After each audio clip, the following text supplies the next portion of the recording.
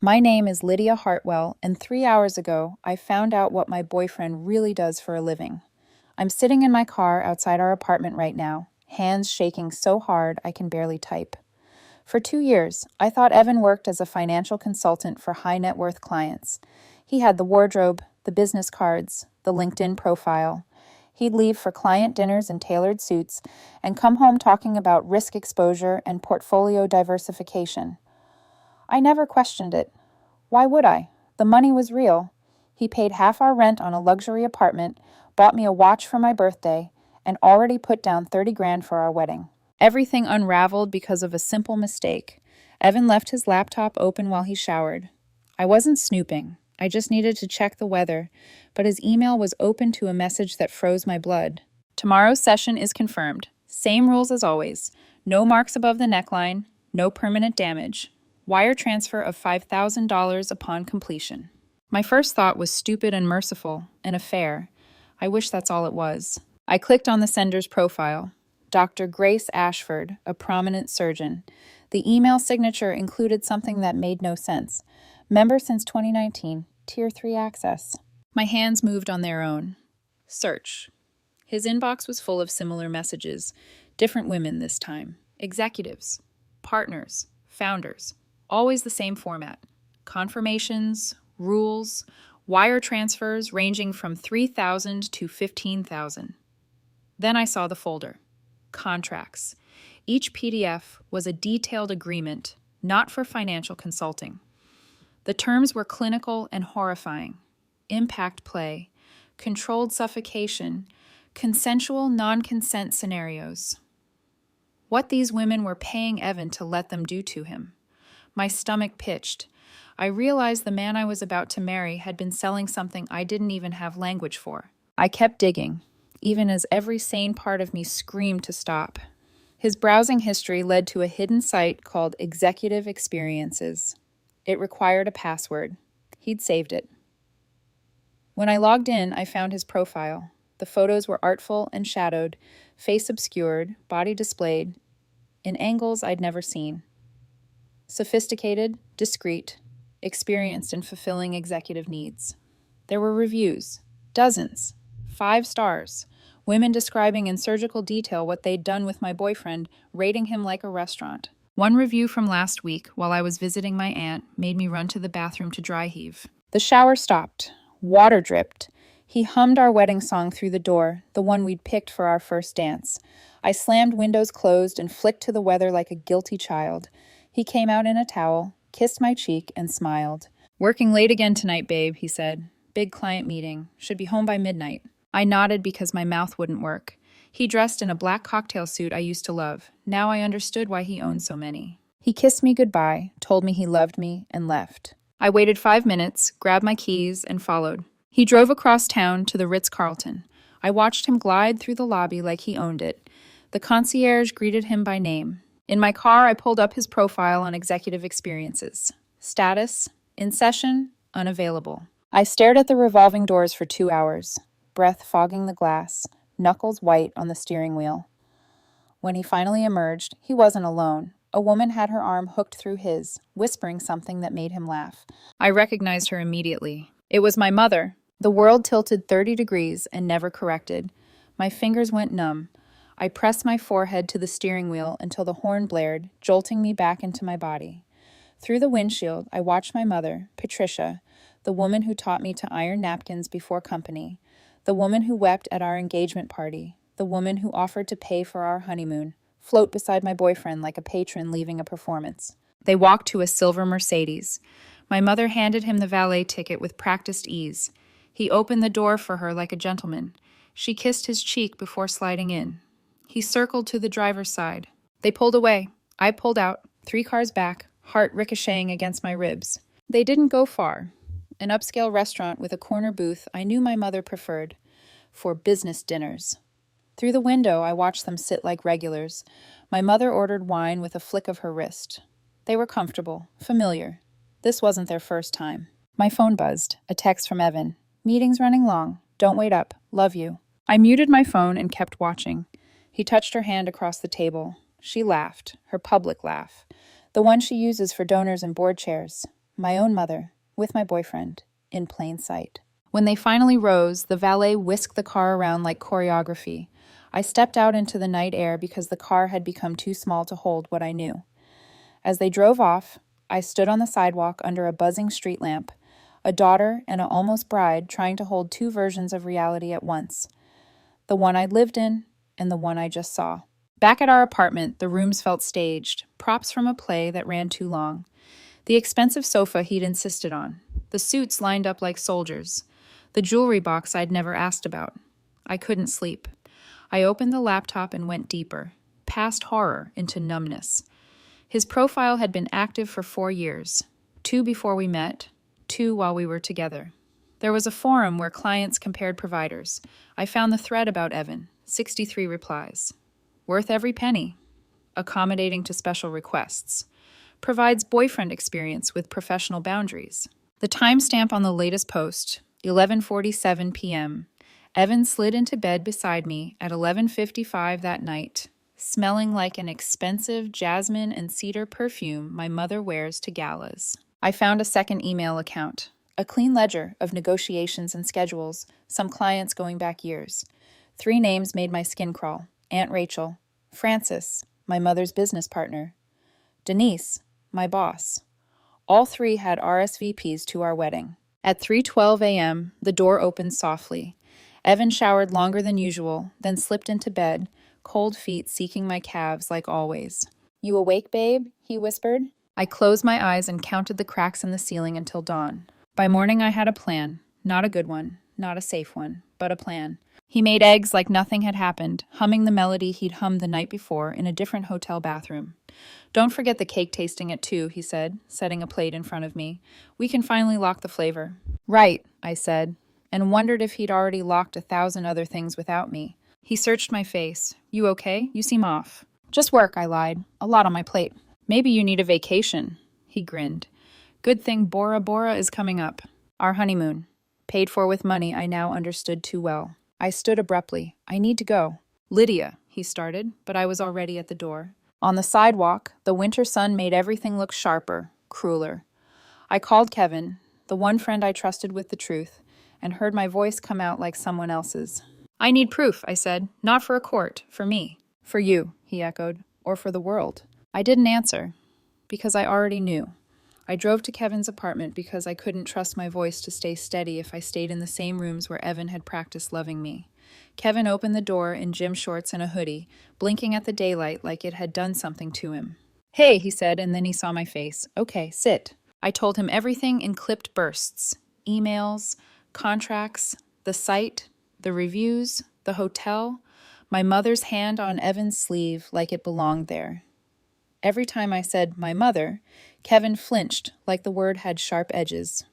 When I ran out of air, we sat in silence long enough for his coffee to go cold. "You're sure?" he finally asked. "My eyes are sure," I said. "My stomach is sure. My hands are sure. Pick one." He rubbed his jaw. "You have receipts?" I opened my bag and placed the laptop on his coffee table like a weapon I didn't want to hold anymore. I showed him the message from Dr. Grace Ashford, the thread of confirmations, the contracts folder with fine print that read like instructions for bruises. He didn't make it halfway through before he lifted a hand. "Okay," he said hoarsely. "I believe you." He scrolled to the forum, a place where wealthy women compared notes like gourmands trading menus. The usernames were coy and polished. The language was antiseptic. Excellent communication. Comfortable with controlled scenarios. Professional boundaries maintained. It read like a Yelp page for something that used to be a person. Kevin pointed at the screen. "What's that?" A sub-thread I'd missed at 3 a.m. Preferred providers for the Bennett Rose wedding guests. A curated list for women RSVP'd to a spring wedding at the country club. My stomach dropped through the floorboards. Under attending, R. Halperin, Aunt Rachel. F. Dwyer, Frances Dwyer, my mother's partner at the foundation. D. Kessler, Denise Kessler, my boss, who had once told me never to apologize for taking up space. Little check marks appeared by dates that lined up with Evan's calendar. "Jesus," Kevin whispered. "They're all going to celebrate you. And him." "Celebrate us," I corrected, and the words stuck like gum on my shoe. He leaned back, eyes tracing hairline cracks in his ceiling. What do you want to do? I don't know, I said, and then I did. I want proof that's not just screenshots. They'll call it fake. They'll call me unstable. My mother will set fire to the narrative and walk through the ashes in heels. Kevin's eyes cut to me. You want audio? I want truth with teeth. He worked AV for our office conferences as a favor to my boss when budgets were tight, which meant he knew how to make sound carry. He stared at the wall, mind moving like gears. You can't go in, he said. You can't put yourself in a room with them. I don't have to. I pictured the carpeted hallways of the Ritz, the gentle hush of money at rest. I just have to stand outside a door. He shook his head. Lydia, if I catch their voices, I said softly, no one gets to pretend I imagined it. He exhaled through his nose, the sound of surrender. Okay, then we don't improvise. We plan. And you don't go alone. I nodded, grateful and already rehearsing what it would feel like to hear my mother's laugh through wood. The next 24 hours unfurled in ugly clarity. I went home and practiced normal. I folded laundry with steady hands. I answered a text from Evan, miss your face, with a heart I didn't feel. I returned a call from my mother. She wanted an updated seating chart and to remind me the florist preferred peonies to roses in April. Her voice had the buoyancy she used when she'd decided reality. I said, okay, Mom, like I always had, and hung up before the bile rose. At night, I lay awake, counting backward from 100 by sevens, the way my therapist taught me when grief tried to flood the room. When I got to 37, a thought sliced clean. If she could do this to me, what had she been teaching me about love all along? About the cost of being the good daughter in a family that taught performance before honesty. Morning arrived mean and bright. At work, Denise breezed past my desk in a silk blouse, smelling expensive and calm. Lydia, she sang, are you ready for Q2? Big donors are hungry. She smiled like she owned the quarter. I looked at her and pictured a green check mark next to last Thursday. The room swam. I swallowed it back and asked about a grant cycle while a new timeline unspooled in my head. At lunch, I checked Evan's profile from my phone in a stall because it felt safer to be surrounded by tile. His calendar blocked out a chunk of the evening, 5 hours, reserved. The Sighted's interface used the polite obfuscations of luxury travel. Itineraries, experiences, discretion packages. Monetary translation. At least $8,000 for the night. Cake tasting sat on my schedule at 2, anchored like something from a life where sugar solved things. My hands shook when I put my phone away. At 2, I showed up. Evan was already there, charming the baker, with questions about crumb structure like he'd stayed up studying buttercream. When he saw me, he lit up, and for a flash, the muscle memory of us reached for him. I let it pass over me like a draft and sat. We tried flavors. He fed me a forkful of red velvet, and I tasted iron. It's fine, I said, and he tilted his head. You love red velvet? I set the fork down. The baker, gifted with the survival instincts of service industry saints, gave us a moment and retreated to rearrange pastries that didn't need rearranging. You're not with me, Evan said quietly. Where are you? At work, I lied. At the wedding, everywhere and tired. He studied me the way he studies menus, locating sweetness he can leverage. His phone buzzed, and his face shifted into the neutral mask of a man who has trained his features not to betray anything. Client emergency, he said, standing. I'm sorry. I'll be home by midnight. Of course, I murmured, and thought about how normal evil sounds when you wrap it in calendar nouns. He kissed my forehead. The baker returned. We picked chocolate with salted caramel because it was the only thing I could taste that didn't turn into metal. She congratulated us on being a beautiful couple. I said thank you to a life that didn't exist. After, I sat in my car and texted Kevin. Tonight. He replied with a single checkmark emoji and an address. We didn't need more words. I filled the rest of the afternoon with errands because moving felt safer than thinking. I bought candles I didn't need and stood in the aisle smelling sea salt until it all smelled like nothing. I tried on a dress for a rehearsal dinner I wasn't sure would happen. I drove past my mother's office and imagined knocking on her door, asking her to look me in the eyes and pick a version of motherhood that didn't require me to make myself small. At dusk, the city softened and the hotel sharpened. The Ritz looked like money's cathedral, lit from below, edges smoothed by the kind of staff that remembers your name even when it hurts you. Kevin handed me a small USB recorder and a spare in case my hands failed. 2 doors, he said, practical and kind. Keep your head down. If anything changes, you leave. No heroics. I'm not a hero, I said. Good, he replied. Be a witness. Evan breezed through the revolving door at 7:45, a clean 15 minutes early, punctuality as ritual. He didn't look back. I watched his reflection in the gold leaf and timed myself at 10-count intervals. When the elevator closed, I took the stairs because it felt like penance. At 12, my lungs burned. Room 1247 took him in like a secret. I stood in the hallway carpet, phone to my ear as if I were on a call, my other hand palming the recorder flat to the wood. The corridor was church quiet, that rich vacuum of air-conditioned privacy. Through the door, voices surfaced in fragments, muffled syllables, laughter. Then I heard my mother. Worth every penny, she said, light and lethal. Another voice, Aunt Rachel, unmistakable in its rasp, laughed. Frances added something about schedules and next week before the board meeting, and the floor spun slow. Evan's voice threaded through theirs, agreeable, careful, the voice of a man who knows he is inventory. I didn't realize I was crying until a tear fell onto the back of my hand and splashed the recorder's metal edge.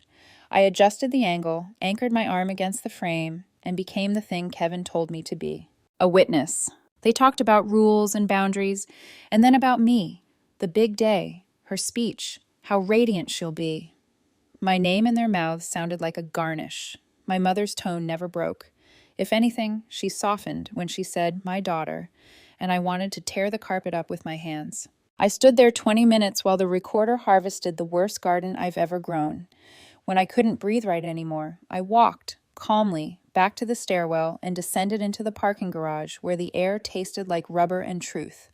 I bent at the waist and retched until nothing came. When I could stand, I texted Kevin. Got it.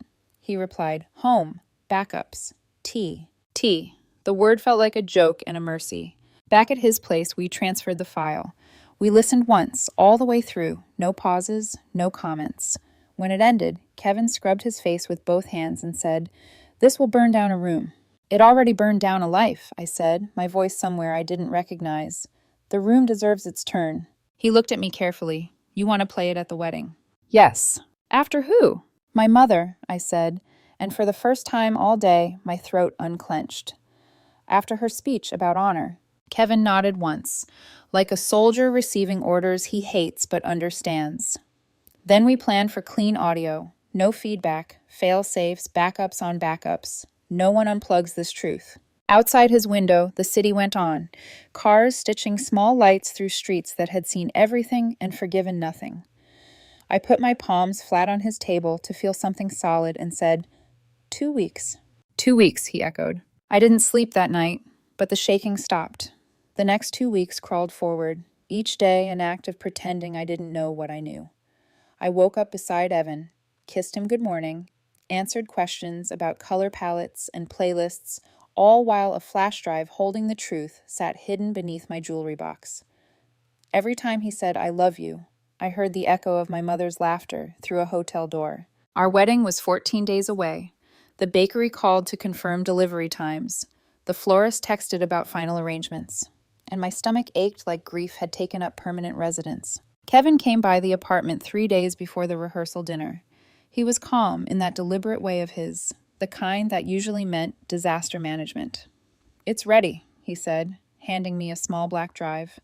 Plug it in when your mom finishes her toast. I'll trigger it from the booth. You'll only need to cue me. Cue you how? He smiled grimly. Just say, play it. I nodded, heart slamming. It'll destroy everything, I whispered. It already is destroyed, he said. You're just going to let everyone see the ruins. That night, Evan got home late again. His suit jacket carried a faint perfume I couldn't name, something citrusy and sharp. He noticed me watching him. You okay? He asked, hanging his jacket on the back of a chair. Fine, I said, my voice thinner than I intended. He came closer, fingertips brushing my wrist. You've been distant lately. I forced a smile. Wedding stress. He leaned in, his breath warm on my ear. After Bora Bora, it'll just be us again. No planners, no family, no pressure. Right, I said, fighting the urge to laugh. No family. The irony could have killed me. 2 nights before the wedding, my mother called.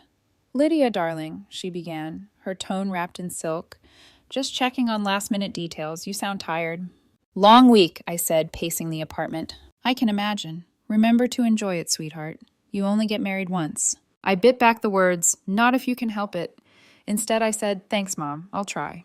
Her voice softened. You know, you've always had such a big heart. I hope Evan realizes how lucky he is. I almost asked her, does he make you feel lucky too? But instead, I hung up and sat on the floor until the ringing in my ears faded. The rehearsal dinner was at an Italian restaurant downtown. Candlelight shimmered off glasses, laughter rose and fell like rehearsed harmony, and my mother glowed under the chandeliers as if she'd never done a cruel thing in her life. Evan played the part of devoted fiancé effortlessly. He leaned over to whisper, "You look beautiful." And I smiled because the audience expected me to.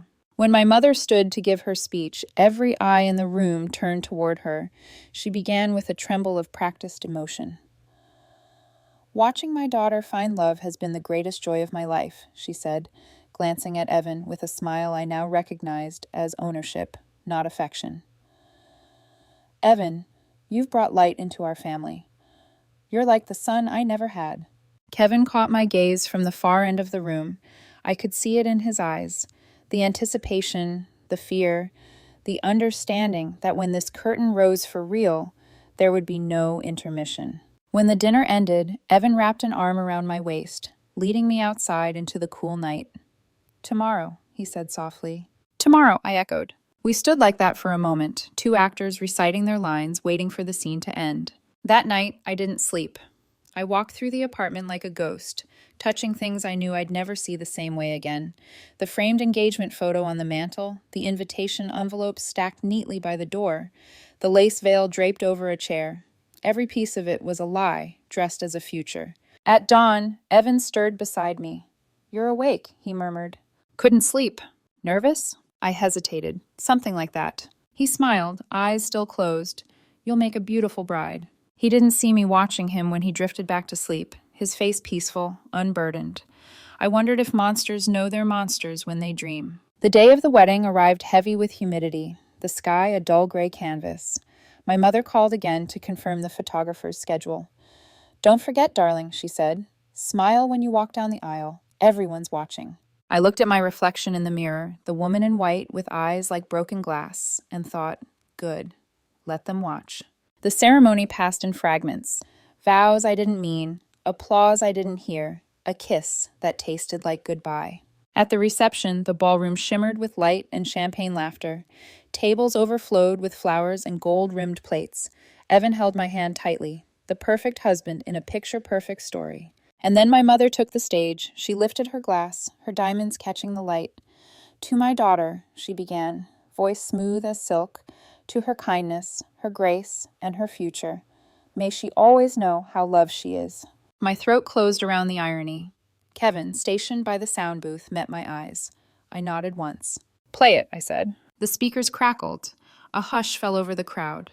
Then, clear as glass, my mother's voice filled the room. "Worth every penny," she laughed. Gasps rippled through the tables. Another voice, Aunt Rachel's. "She's got him completely trained." Francis joined in. "Next week before the board meeting." And then Evan. "Whatever you need, ladies, always a pleasure." Chairs scraped. My mother froze, wine glass trembling in her hand. "Turn it off," she hissed, but the audio rolled on. I stepped forward, microphone in hand, voice steady for the first time in weeks. "You wanted everyone to see how lucky I am, Mom," I said. "Consider it done." Pandemonium erupted. Guests whispered, phones recorded, a dozen lives cracked open like glass underfoot. Evan reached for me, pale and trembling. "Lydia, please, it's not what you think." "No?" I said. "Then tell them what it is." He said nothing. My mother's face had gone cold marble. "You ungrateful girl," she whispered. I handed her the microphone. "Your turn." She said nothing. The recording ended, the silence loud enough to hurt. I dropped the mic and walked away. Outside, the night air smelled like rain and endings. I kicked off my heels and started walking. Each step felt lighter, each breath less borrowed. Behind me, I heard shouts, then cries, then the sound of my mother calling my name. I didn't look back. The next morning, the headlines hadn't reached the news yet, but the city would soon know. My phone was a graveyard of missed calls. Evan, my mother, Aunt Rachel, Francis. Unknown numbers that probably belong to journalists or board members trying to salvage their reputations. I let every single one go to voicemail. Kevin showed up at my door with black coffee and silence. He set the cup down and didn't speak for a long time. "You blew up your entire life," he finally said. "I know. Any regrets?" I stared out the window, only that I didn't hit play sooner. He nodded, no judgment, no pity, just understanding. "It's going to get messy." It already is. Later that afternoon, I opened my inbox. There were dozens of messages, some from strangers calling me brave, others calling me insane. But one subject line froze me completely. From Patricia Hartwell. Subject: "We need to talk." For a second, I almost deleted it, but curiosity has teeth, and mine sank deep. Her message was short. "Lydia, you've humiliated this family. Call me immediately." Mother. No apology, no denial, just ownership of family, as if the word still meant something after she'd sold it. I shut the laptop and laughed until it turned into something that didn't sound like laughter at all. That evening, Evan came to the apartment. I almost didn't answer, but his knocking was relentless. I opened the door halfway. He looked like someone who hadn't slept in days. Tie crooked, eyes bloodshot, a bruise blooming near his jaw that wasn't there before. "Can I come in?" he asked quietly. "Why?" "To explain." "You had your chance," I said, trying to close the door, but he stopped it with his hand. "Lydia, please, it's not that simple." "Isn't it?" He swallowed hard. Your mother, she found out about my work years ago. She said she'd expose me if I didn't." He trailed off. "If you didn't what?" "Do what she wanted." His voice cracked. "At first it was just control. Then it became something else." "Something else," I repeated, the words burning. "You expect me to believe she forced you?" His eyes glistened. "She had power over me, over both of us. You know what she's capable of." I shook my head. "You had choices, Evan. You made them. Don't you dare make yourself the victim now." He stepped back, chest heaving. "I loved you, Lydia. I still do." "Then why did you destroy me?" He didn't answer. He just looked at me like he wanted to memorize the shape of my anger, then walked away down the hall. I watched him go until the elevator doors closed. 2 days later, my mother's lawyer called, threatening to sue me for defamation of character and emotional damages. Kevin nearly spit out his coffee when I told him. "She's suing you? After everything?" "Let her try," I said. "The truth doesn't need a defense." By the end of the week, the story broke. Someone leaked the recording online, probably one of the guests. It spread like wildfire. Philanthropist Patricia Hartwell exposed an escort scandal involving daughter's fiancé. My mother resigned from her foundation that afternoon. Frances disappeared to Europe for rest. Aunt Rachel filed for divorce. Evan's photo appeared beside headlines about luxury companionship networks. And me? I became the ghost everyone wanted to interview, the woman who hit play. But I stayed silent. Silence was safer. Months passed. The noise died down. My mother's name became a whisper, then a cautionary tale. Evan's website vanished, though rumors said he'd left the city. Then, one morning, a letter arrived with no return address. The handwriting was unmistakable, elegant, careful, my mother's. "Lydia, I won't ask for forgiveness, but I need you to know the truth. You were never supposed to find out. You were never supposed to get hurt. When I met Evan, I didn't know he was your Evan. I didn't connect the name until it was too late. By then, it had gone too far. Ending it would have destroyed both of our lives. I thought I could keep the two worlds separate. I was wrong. I've lost everything now. But at least you're free. Mom." Free. That word felt like smoke, visible but untouchable. I didn't respond. Some things don't deserve closure. I moved out of the apartment, sold the dress, deleted every photo that had his face in it. For a while, I couldn't look in mirrors without seeing her reflection behind mine. But time, relentless as it is, kept moving forward. One evening, months later, I ran into Kevin outside a bookstore. He smiled like sunlight breaking through clouds. "You look different," he said. "I sleep now," I replied. He nodded. "Good." We grabbed coffee, talked about ordinary things, weather, work, the new bakery that opened downtown. For the first time in a long time, I felt something like calm. When we parted, he hugged me. "You know," he said softly, "not everyone who burns the past means to. Some of us are just trying to see in the dark." That night I walked home under a sky still bruised from sunset and thought, maybe the fire wasn't destruction. Maybe it was light. But deep down, I knew the ashes weren't done falling. A year passed before I heard his voice again. It came from a number I didn't recognize, a message I almost deleted. Lydia, it's Evan. Please, just 5 minutes. It's important. For 2 days, I ignored it. Then curiosity, that old traitor, won. I called him back. He answered on the first ring. Thank you, he breathed. I know you don't owe me anything, but I need you to hear this from me. What could you possibly say that I'd want to hear? There was a pause, a tremor. She's gone. Your mother. Heart failure. It happened last week. The words didn't hit the way I expected. There was no shock, no tears, just a hollow stillness, like standing in the echo of an explosion that happened long ago. She left something for you, he said. A letter. It was sent to my old address. Why you? Because she knew I'd make sure you got it. I laughed, sharp and bitter. Of course she did. He hesitated. There's more. Lydia, I think you should sit down. I'm fine, say it. She was pregnant. My heart stopped. What? She was pregnant when everything happened, a few weeks along. I didn't know until after the wedding. I felt dizzy. And you think it's yours? I don't think, I know. The room spun. So what now? He sighed. The baby's with her sister. I'm involved, legally, but I don't know how to do this alone. You don't expect me to... No, he interrupted quickly. I don't expect anything. I just thought you should know that there's a child out there connected to both of us, in ways neither of us asked for. I said nothing. My fingers tightened around the phone until my knuckles whitened. He exhaled softly. I'm sorry, Lydia, for everything. I hung up without replying. That night, I sat in the dark, her letter in one hand, unopened. For hours I stared at it, the elegant loops of her handwriting glowing faintly in the light from the street. Eventually, I tore it open. My dearest Lydia, I don't know if you'll ever read this. If you do, I know you hate me, and you have every right to. The things I did were unforgivable. But when you were a child, I used to tell myself I'd do anything to protect you. I suppose, in some twisted way, that's what I thought I was doing, protecting you from the truth, from myself. There's a child now, a piece of what I destroyed. I hope one day you can see that she's innocent. Maybe if you can love her, that will be enough. Mom. I didn't cry. I just folded the letter back up, placed it in a drawer, and decided that some ghosts didn't deserve graves. Months passed. Seasons changed. The scandal faded into whispers. People moved on, and so did I, or at least I tried. Then one rainy morning, while buying groceries, I saw him again. Evan. He was standing at the end of an aisle, holding a small child in his arms. A girl, maybe a year old, with pale curls and dark, knowing eyes. For a second, neither of us moved. Then he took a tentative step forward. This is Emma, he said softly. She's ours. Not mine, I corrected. He nodded. I know, but she'll want to know where she came from someday. The baby reached out a tiny hand, fascinated by the glint of my bracelet. I didn't move, afraid that even breathing would break whatever fragile thing hung between us. She looks like her, I whispered. Yeah, he said, but she laughs like you. That cut deeper than I expected. Don't say that.